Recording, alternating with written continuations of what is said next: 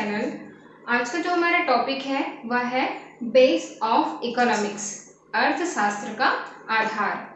और इसके अंतर्गत हम व्यष्टि अर्थशास्त्र और समष्टि अर्थशास्त्र का अध्ययन करेंगे। इस व्यष्टि अर्थशास्त्र को इंग्लिश में माइक्रो इकोनॉमिक्स कहा जाता है और समष्टि अर्थशास्त्र को मैक्रो इकोनॉमिक्स कहा जाता है। अब हम ये जान लेते हैं कि ये जो शब्द है माइक्रो एंड मैक्रो, ये कहाँ से आया है। यह जो शब्द है ग्रीक भाषा से संबंधित है और रैगनर फ्रिश ने सर्वप्रथम इसका प्रयोग किया था 1933 में। रैगनर फ्रिश जो कि ओस्लो विश्वविद्यालय में अर्थशास्त्र के प्रोफेसर थे, उन्हें सन 1969 में नोबेल पुरस्कार भी दिया गया था। उन्होंने सर्वप्रथम व्याख्या किया था कि अर्थशास्त्र को हम व्यष्टि और समष्टि दो भागों में डिवाइड कर सकते हैं। तो अब हम यह जानते हैं कि व्यष्टि अर्थशास्त्र क्या होता है। व्यष्टि मतलब होता है माइक्रो, जैसे कि नाम से समझ में आ रहा है, माइक्रो मीन्स होता है छोटा, सूक्ष्म। व्यष्टि अर्थशास्त्र के अंतर्गत हम जो है व्यक्तिगत इकाइयों जैसे एक व्यक्ति, परिवार, उत्पादक फर्म, उद्योग आदि का अध्ययन करते हैं। अब हम ये जान लेते हैं कि व्यष्टि अर्थशास्त्र एक व्यक्ति कब किस प्रकार से अध्ययन करता है। ठीक है, तो सबसे पहले व्यक्ति का अध्ययन करने के लिए व्यष्टि अर्थशास्त्र में सबसे पहले व्यक्ति की आर्थिक स्थिति किस प्रकार से होती है, उसकी आय के साधन क्या है, वह किस प्रकार के पेशा या व्यवसाय से संबंधित है, वह अपनी आय का कितना भाग उपभोग, बचत और व्यय में जो है कंट्रीब्यूट करता है। ये सारी चीजों का अध्ययन हम व्यष्टि अर्थशास्त्र में करते हैं। अब हम आते हैं परिवार। एक परिवार का अध्ययन व्यष्टि अर्थशास्त्र में किस प्रकार से किया जाएगा। सर्वप्रथम कि परिवार किस प्रकार का है, जैसे कि परिवार क्या एकल है या सामूहिक है। उसी प्रकार से परिवार में सदस्यों की संख्या कितनी है जो कि रोजगार में लगे हुए हैं। परिवार की आय के साधन क्या है, परिवार की आर्थिक स्थिति किस प्रकार से है, आदि का अध्ययन हम व्यष्टि अर्थशास्त्र के अंतर्गत जो है करते हैं। अब हम आगे आते हैं व्यष्टि अर्थशास्त्र में उत्पादक फर्म। तो सबसे पहले हम यह जान लेते हैं कि उत्पादक फर्म होता क्या है। उत्पादक फर्म जो बहुत सारे व्यक्ति सामूहिक रूप से मिलजुल कर कार्य करते हैं, उसे हम कहते हैं उत्पादक फर्म। जैसे एक एकल व्यवसायी या कंपनी, साझेदारी संस्था, ये सभी जो है उत्पादक फर्म में आती है। अब उत्पादक फर्म के अंतर्गत व्यष्टि अर्थशास्त्र में किस प्रकार के प्रश्न होंगे, जैसे कि उत्पादक फर्म किस प्रकार से उत्पादन कर रहा है, कितनी मात्रा में उसने उत्पादन किया है, और उत्पादन क्रिया के साथ ही साथ उत्पादन क्रिया में कितनी मात्रा में उसने कच्चे माल, श्रम, पूंजी, साहस और संगठन का प्रयोग किया है। तो इस प्रकार से व्यष्टि अर्थशास्त्र उत्पादक फर्म की व्याख्या करता है। अब हम आगे आते हैं उद्योग। सबसे पहले जान लेते हैं कि उद्योग होता क्या है।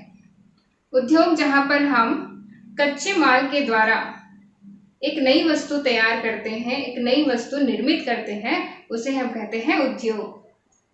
ठीक है, तो अब व्यष्टि अर्थशास्त्र में इसका किस प्रकार से अध्ययन किया जाएगा। उद्योग क्या वह प्राथमिक क्षेत्र से संबंधित है, क्या वह द्वितीयक क्षेत्र से संबंधित है, आदि। इसके अलावा उद्योग में जो है लोहा एवं इस्पात उद्योग, वानिकी उद्योग या फिर खनन उद्योग से संबंधित है।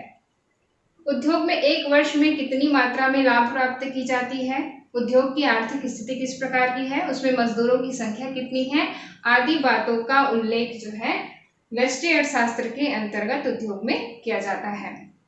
तो इस प्रकार हमें व्यष्टि अर्थशास्त्र के अंतर्गत यह जानकारी मिली कि व्यक्ति, परिवार, उत्पादक फर्म, उद्योग का हम किस प्रकार से अध्ययन करते हैं। यह जो अध्ययन है व्यष्टि अर्थशास्त्र, इसके अंतर्गत ही हम कीमत के सिद्धांत का निर्धारण करते हैं। व्यष्टि अर्थशास्त्र को कीमत सिद्धांत का एक रूप भी माना जाता है। व्यष्टि अर्थशास्त्र में ही क्या की जाती है, मांग की जाती है और पूर्ति की जाती है, जिसके द्वारा हम क्या करते हैं, कीमत का निर्धारण करते हैं।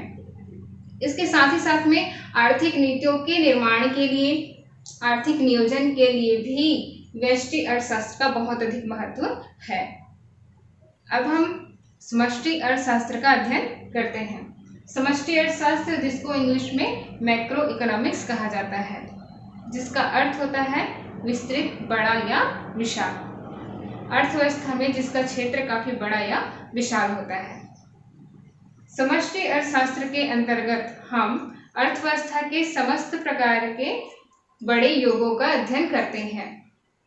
और इन बड़े योगों में क्या क्या शामिल है, कुल राष्ट्रीय आय, कुल राष्ट्रीय उत्पादन, कुल विनियोग, कुल उपभोग और कुल रोजगार। इन सभी का अध्ययन हम समष्टि अर्थशास्त्र में करते हैं। सबसे पहले हम देखते हैं कुल राष्ट्रीय आय। सबसे पहले यह जान लेते हैं कि राष्ट्रीय आय होता क्या है।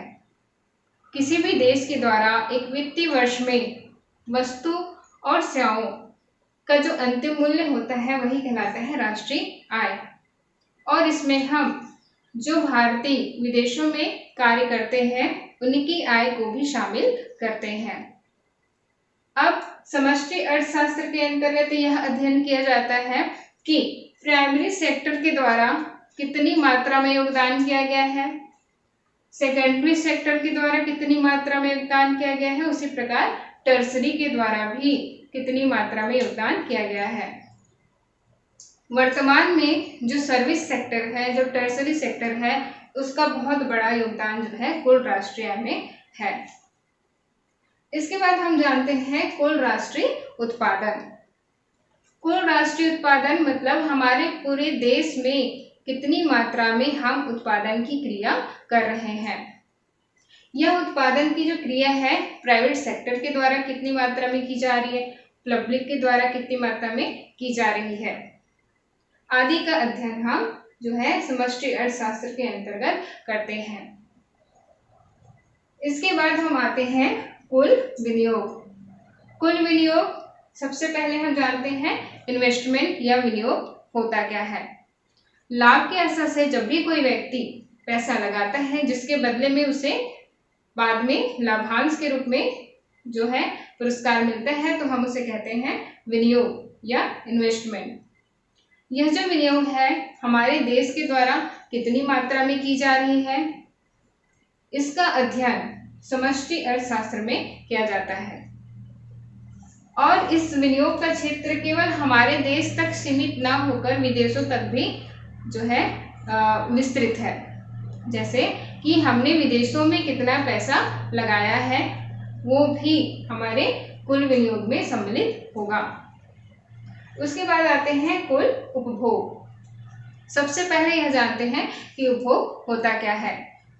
एक व्यक्ति के द्वारा किसी भी प्रकार की वस्तु और सेवाओं का जब प्रयोग किया जाता है और उससे जो हमको संतुष्टि मिलती है और बदले में हमें कुछ रुपए या मूल्य चुकाना पड़ता है, तो हम उसे कहते हैं उपभोग।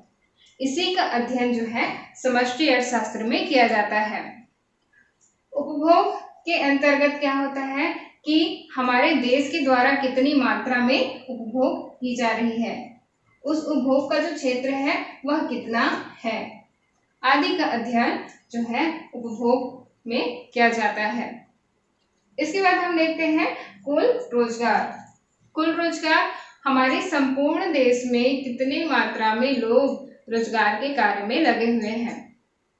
उस रोजगार का जो क्षेत्र है क्या वह संगठित है, ऑर्गेनाइज है, क्या वह असंगठित है, इसके अलावा कितनी महिलाएं या कितने पुरुष रोजगार में लगे हुए हैं, इन सभी बातों का अध्ययन हम समष्टि अर्थशास्त्र के अंतर्गत करते हैं। तो हमने यह जाना कि समष्टि अर्थशास्त्र समस्त अर्थव्यवस्था का किस प्रकार से अध्ययन करता है। इसके साथ ही साथ में समष्टि अर्थशास्त्र का सबसे अधिक महत्व है राजकोषीय नीति व मौद्रिक नीति को तैयार करना। समष्टि अर्थशास्त्र के अंतर्गत ही हम मुद्रा का मूल्य या मुद्रा की माप तय करते हैं। इस प्रकार से हमने जाना कि मैक्रो इकोनॉमिक्स अर्थव्यवस्था में किस प्रकार से काम करता है। वीडियो कैसा लगा आप जरूर बताएं। Please like, subscribe and share. Thank you.